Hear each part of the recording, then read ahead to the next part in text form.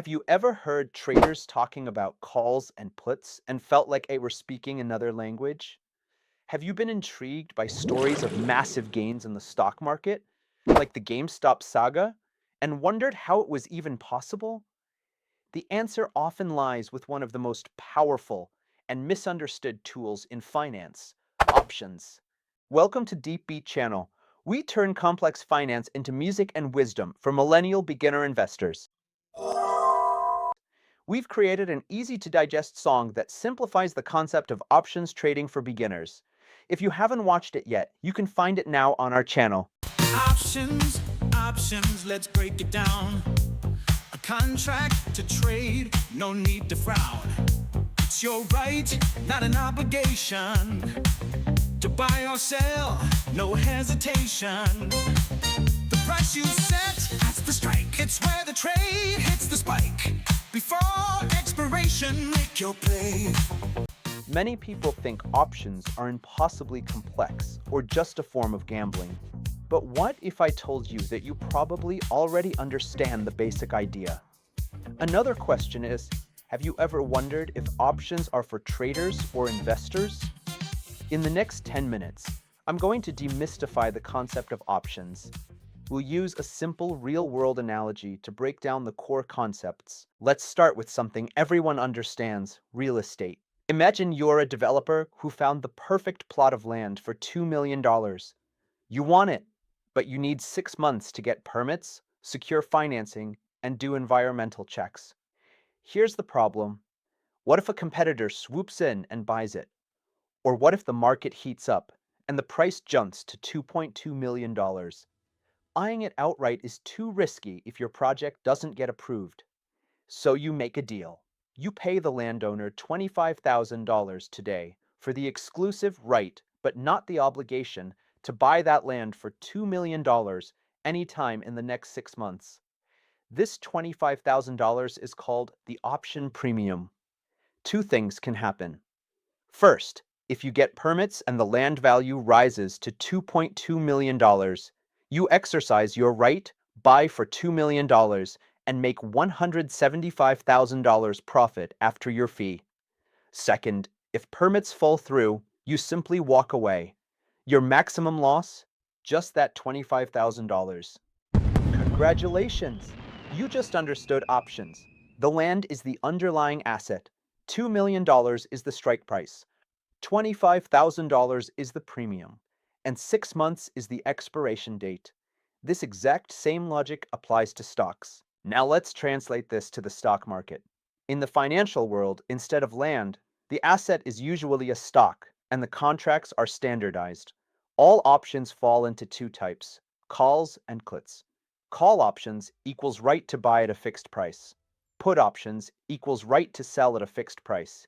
Think of a call like pre-ordering the latest iPhone before the price jumps. A put is like locking in a resale value for your car before it depreciates. Call buyers want prices to rise. Put buyers want prices to fall.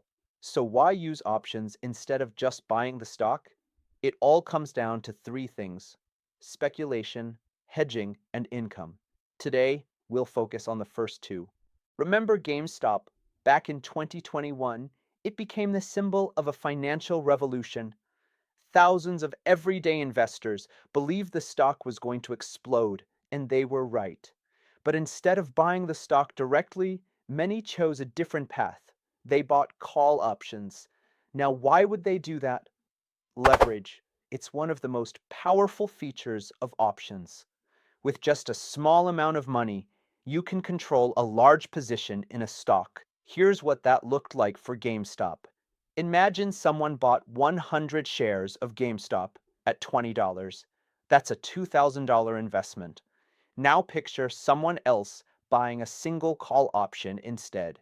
That contract might have cost just $100, and it gave them the right to buy those same 100 shares at $40. When GameStop's price exploded to $400, the results were stunning. The stock buyer made a massive $38,000 profit, but the option buyer, they turned their $100 into nearly $36,000. That's the raw power of options, amplified gains with minimal upfront cost. But let's not forget the other side of the coin. If the stock had stayed below $40, that call option would have expired worthless. The buyer would lose the entire $100 they put in. So yes, the upside is huge, but the risk is real. Now let's shift to the opposite goal, not making more money, but protecting it. Take Southwest Airlines as an example. For them, jet fuel is one of their biggest and most unpredictable costs. If fuel prices suddenly spike, it can crush their profit margins. So what did they do? They used options, but not to speculate. They used them as insurance. Southwest would buy call options on jet fuel. That gave them the right to lock in a price. So, if the cost of fuel went through the roof, their options kicked in, offsetting the added expense and bringing stability to their business. And this wasn't a small win. Between 1998 and 2008, Southwest's hedging strategy saved the company an estimated $3.5 billion.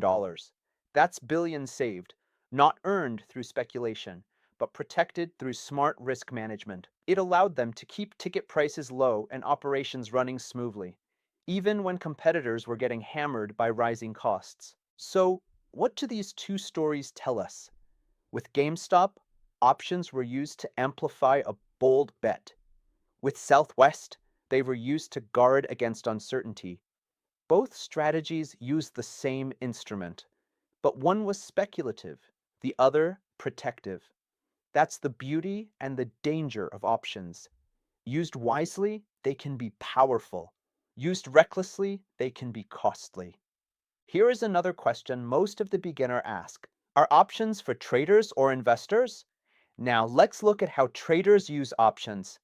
For traders, options are all about leverage and short-term opportunities. With a relatively small amount of money, called a premium, you can control a much larger position.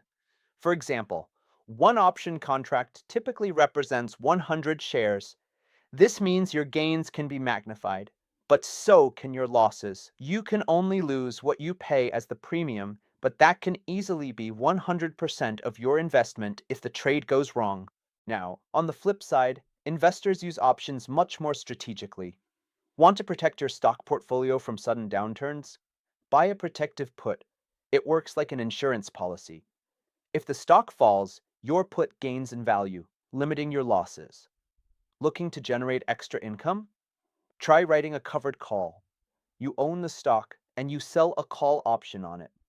If the stock doesn't rise past the strike price, you keep the premium and the shares. If it does, you sell the stock at a profit. Ask yourself, are you trying to capitalize on short-term moves? You're trading. Are you protecting a portfolio or enhancing returns long-term? You're investing. The main differences come down to time horizon, objectives, risk tolerance, and how much capital you're putting at risk. Options aren't good or bad, they're tools. The key is using them the right way for your goals. Let's wrap up with the big picture. Options are powerful financial tools, not lottery tickets. They give you the right, not the obligation, to buy or sell at specific prices. You can use them to speculate with leverage, protect your portfolio like insurance, or generate income from stocks you own. But remember, 80 to 90% of options expire worthless. The same leverage that amplifies gains can devastate your account. Approach with education, discipline, and respect for risk. If you're interested in learning more, the most important first step is education. Consider paper trading to practice without risking real money, and always start with basic strategies. Thank you for spending your time with us. If you're eager to learn more about options in greater depth, we've got a comprehensive podcast episode available. Check it out on our YouTube channel for a deeper dive into the details.